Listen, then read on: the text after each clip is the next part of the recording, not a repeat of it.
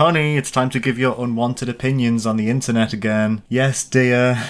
Hello, it's me, a variant of concern, and I'm here today, as I always am, to give my opinions, reactions on the most recent Nintendo Direct, their E3 presentation. As we all know, I was cursed by some kind of forest demon towards the tail end of 2020 and told if I don't give my opinions about Nintendo Directs on this channel, I'll be stabbed to death by a big sword that has the word content written on it.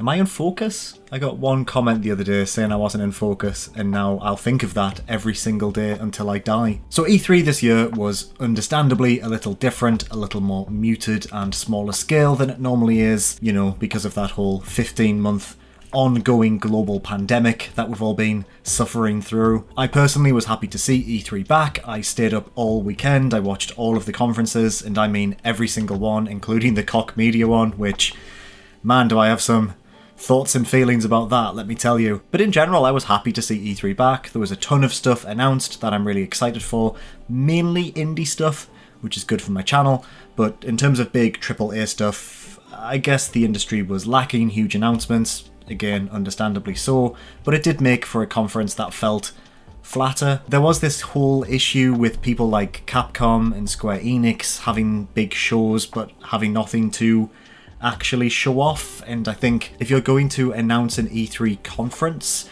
and you're not going to say what the conference is about, people are going to get their hopes up and then they're going to be very, very disappointed when you announce nothing, because Capcom's show wasn't bad in the sense that they had cool things to show off, it just wasn't anything new.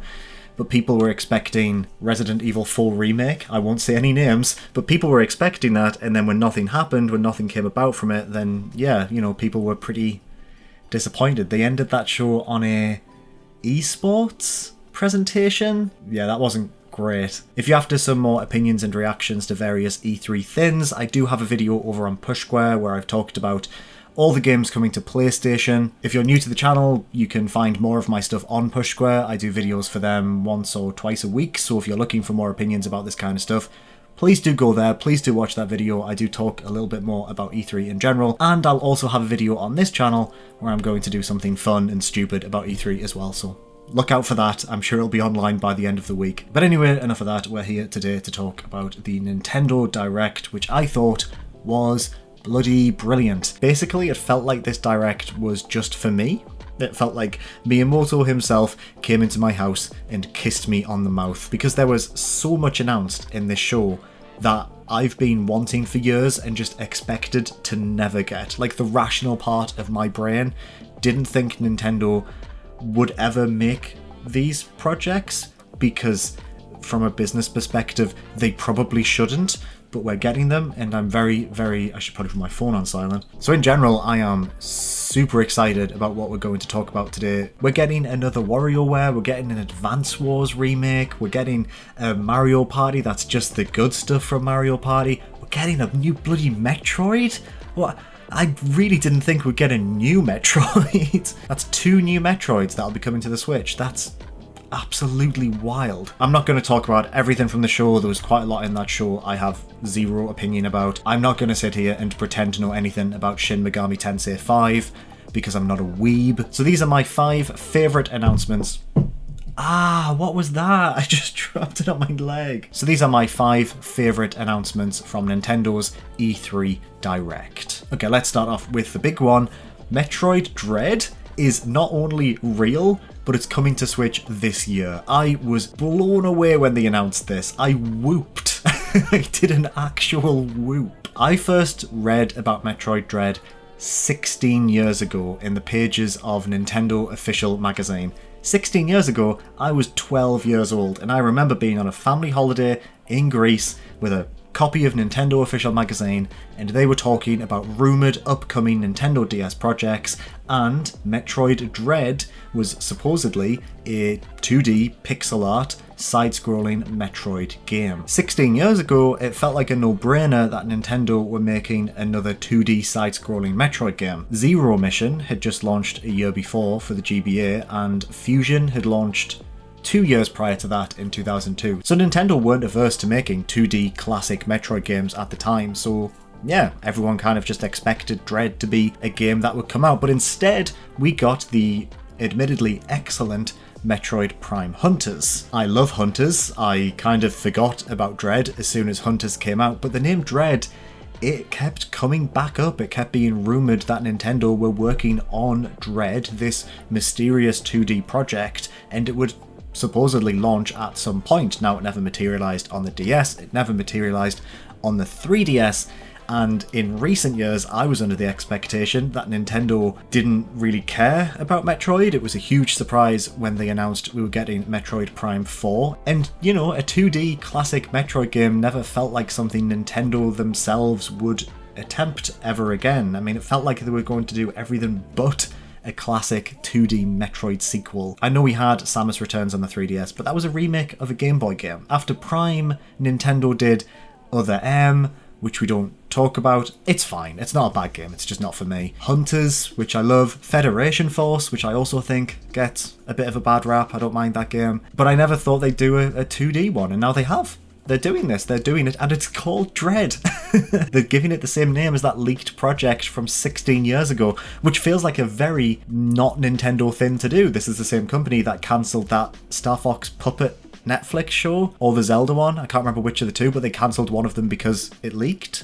So I really didn't think they would want to use the leaked Metroid name, but I guess they are. Dread looks wonderful. I can't wait for this. It's out this October, which is so soon. I love it when they announce games and they're only a few months away. In a developer interview, they said that they're moving away from the concept of Metroids being the primary focus of the game. Bit silly considering the name, but instead the focus is on these huge immortal robots that hunt you and stalk you around like they're metal Mr. X's or Lady Dimitrisks. Give one of them the big Lady Dimitrisks hat, you can meme away. They have like this beeping noise, like this creepy beeping noise as they chase you around. It's such like a cool, haunting aesthetic. In fact, in general, the game seems to have this sense of dread about it that I think looks really, really good. Slightly darker Metroid games are fun. Metroid Prime 2 Echoes had a darker style to it, and it really works well in this sci-fi setting. Gameplay looks really good. It looks very, very similar to Samus Returns. I am very interested to see how Nintendo will adapt to modern Metroidvania mechanics and techniques, considering they've been out of the game so long. Samus Returns was a remake. We haven't had an original 2D Metroid game since 2002's Fusion. In that gap in between, we've had a slew of incredible Metroidvanias created by the indie community because Konami and Nintendo weren't making them anymore. You only need to look at something like Hollow Knight, this game that arguably is the perfect Metroidvania, to think to yourself, well, how will Nintendo respond to that? Will this be a classic Metroid game? Will they have elements that Hollow Knight introduced? So it's really exciting to see what the teams at Nintendo and Mercury Steam have in store for Dread. I just can't wait to have a fresh Metroid adventure. It's going to be so exciting. Spoke about that a bit longer than I thought I would. Where's my glass of water? Oh, how am I going to get this round here? Did you just beep? Why did you just beep? We're getting a new Warioware. Again, this is just another project I just never expected Nintendo to do ever again. They did the Wii U one, which I felt didn't really understand what made the earlier games so special. I guess the team was just given the project of making the most out of the gamepad, and from that perspective, they did a really good job. It had some really fun party games included in that project. I can't remember much about it.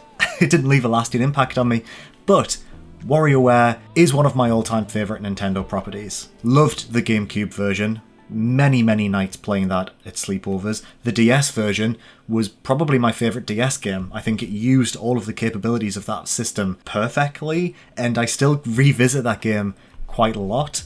I bought WarioWare Gold, I think. Bought it and never opened it.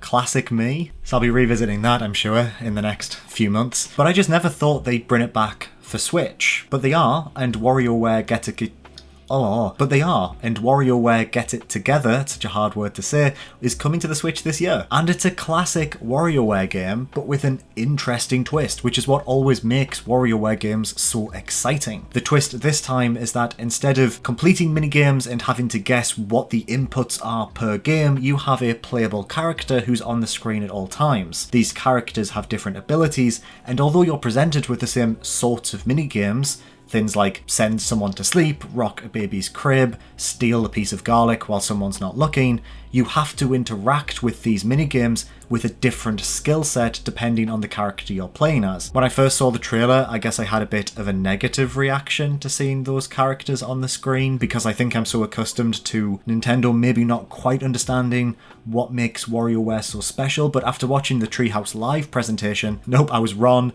They know exactly what they're doing. It's such a cool twist. It gives you so much more scope for A, replaying the minigames in different ways because each of the playable characters have different abilities, and B, if they weren't there, it would just be the same as all the other WarioWare games, and all the other WarioWare games aren't the same as each other. They always have an interesting, unique twist that makes them, honestly, so different and so much fun as individual releases. WarioWare Touched, WarioWare on the Wii, WarioWare on the GBA, but with that mercury-filled cartridge that you could twist around. These games all feel completely different for each other because they're built around this one core gimmick or twist or mechanic that makes them all interesting. And Get It Together looks the same, and I cannot wait because those games are genuinely funny, so inventive, they are mechanically so pure. God, I love WarioWare so much, I could talk about it for hours. Very interested to see if that is successful. Speaking of wondering if it'll be successful,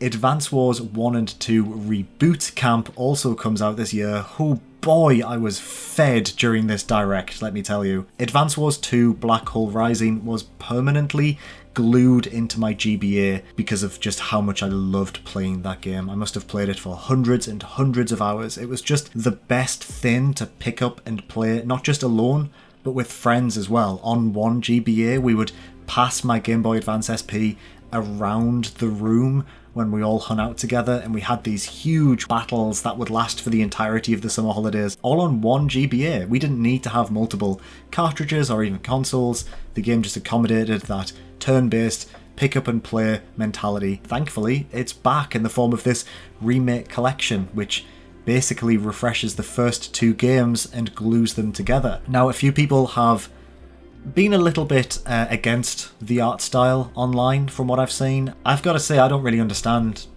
people's problem with it. I mean, I think it looks fantastic. People say it looks like a mobile game. I don't think it does. I think it's actually more inspired by the original Famicom Wars artwork, which depicted all of the soldiers as little toy soldiers. I think they've used that as the base of inspiration, and you can tell that as well because the maps that you're on are actually sitting on top of a physical wooden board, which I really like. I mean, it kind of moves away from the this is a game about the horrors of war, which, let me remind you, Advance Wars themselves went into that direction with Days of Ruin on the DS, and it was weird. It didn't really fit right with the series, so the idea that this is just a board game with little toy soldiers running around is really fun. I think it looks fantastic. You don't really get many games like this anymore. I know we got Wargroove by Chucklefish a few years ago. I kind of bounced off that. It didn't really click for me. Yoli loved it. Yoli rinsed that game, but something about it didn't really sit right with me. So this is my jam. I don't mind that it's a remake. It's been so long since I've played those original games and they were great. I'm just excited to play through them again. And anyway, the real joy of Advance Wars isn't its campaign anyway, which is great. It's that multiplayer mode. It's hopefully the ability to pass the Switch around a room and play week-long battles with your friends.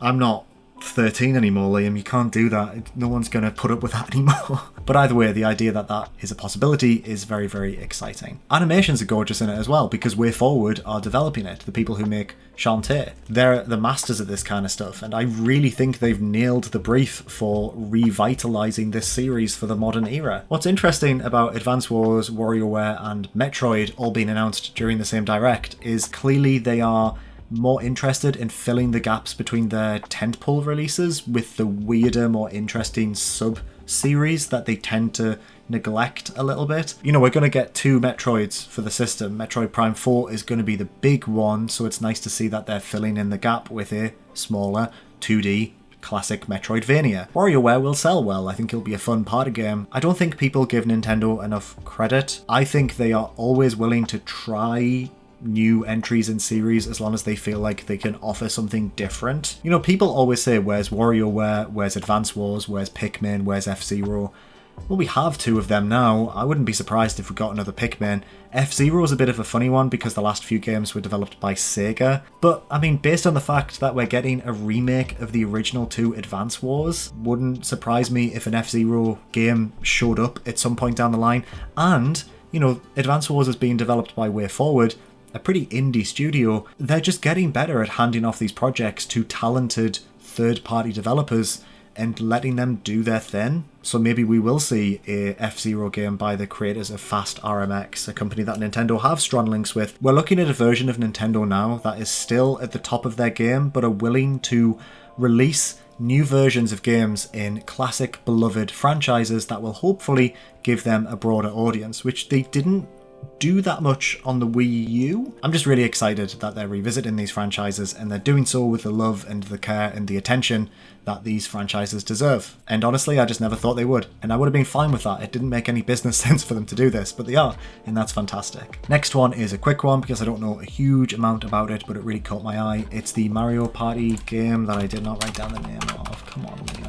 Mario Party Superstars, which is basically like a best of hits game. It features boards from the N64 game. It features minigames from, I don't know actually, let's have a look. Yeah, 5 classic Mario Party boards from the N64 era and a bunch of minigames from the series catalogue. Okay, so it's 100 in total from across the series. I played Super Mario Party at a gaming event, I think it was EGX a few years ago, and I really loved it, but I never bought it because the reviews were average and it never received any content updates. This feels like a different value proposition for me because it's basically a best of, and they're putting in fan favourite things, right? So it feels like there's less risk of it being a bit duff, because most Mario Party games are fine at best, but when they're fantastic, they're amazing. So it's nice to see basically like a remake of a classic Mario Party game, but with a bunch of other stuff thrown in just to try and make it the best one possible, and a lot of quality of life stuff like online multiplayer, which is a feature for Nintendo games that they still feel a need to be like, we added online, because hey, guess what? They didn't add it in Super Mario Party until like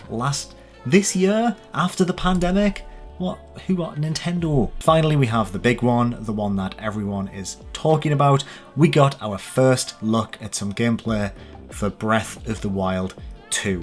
As yet untitled, sequel to the best game arguably ever made. Now, one thing I will say straight away, I've not finished Breath of the Wild. I played about 60 hours of that game, but never polished everything off. I really need to go back to it, and after watching that trailer for Breath of the Wild 2 about 8 times, I am desperate to get back in and wrap that adventure up. I mean, it looks stunning, right? I mean, I don't need to say anything about this. Everyone out there will already have their opinions on this game, and I'm sure it's the same as mine, and I'm so happy they're making more of this. Seems to be the same map as the one in Breath of the Wild, except this time there's a floating area in the sky that resembles Skyward Sword a little bit. The character in the sky, this long-haired Link adjacent character who has this weird arm that's either been infected or has some kind of power granted to it. Some gameplay of the Floor Link, who's wearing the classic tunic. They use it to freeze and use some of the abilities from the original game. But there is a lot of speculation as to who these characters are. Are they just both Link? Does Link time travel, and that's why when you're in the Sky Realm you have long hair? Is that young Ganon? Do you play as Zelda on the ground? I hope you do swap characters. I think that would be really interesting. And also a playable Zelda would be fantastic. There was an emphasis on story in Breath of the Wild that I think Breath of the Wild 2 could expand upon, and the thought of having multiple characters or timelines would definitely give this game a very different feel to its predecessor. This trailer was similar to the original reveal trailer in that it has such a sinister feel to it, and a lot of the music being played in reverse does kind of imply that there's some kind of time travel element to it. At the end of this trailer, when we see the Sky Link, as we'll call them, I guess, when we see them drip up into the sky world, whatever's happening there, that's when the music reverses. I guess that implies some kind of time travel.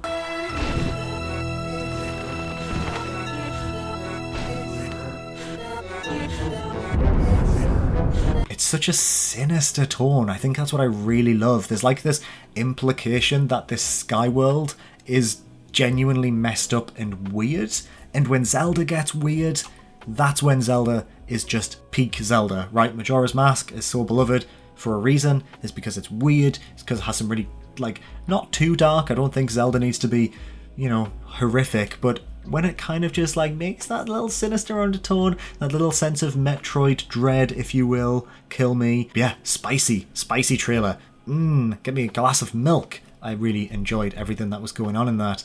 I'm dying of heat exhaustion or something. So yeah, big into that. Looks really, really good. Some point in 2022, whatever, take as long as you need to make that. It come out in 23, 24, on the Switch 2, on the Switch Pro. It doesn't really matter when that comes out. I think it'll be fantastic. I have no concerns about that game. I just want to play it when it's ready, and I think it'll be hopefully as good as Breath of the Wild. But it's a tough act to follow, so the longer it takes, the more that I think they're doing something quite substantially different with it, because they could have just remixed Breath of the Wild and chucked something out quite quickly, and I think people would have been happy with that.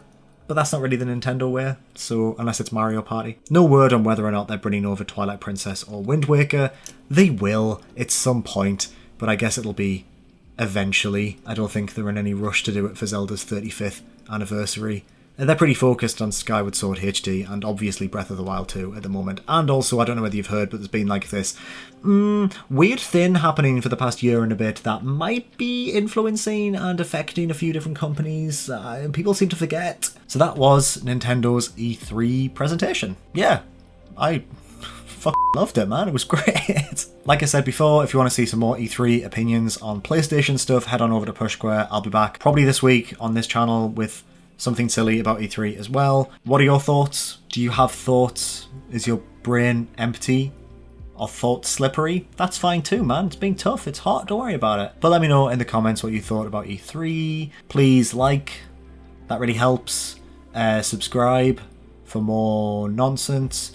Unsubscribe if you didn't like this. But if you've just watched like 20 minutes of this, then I don't know. Something kept you watching, didn't it?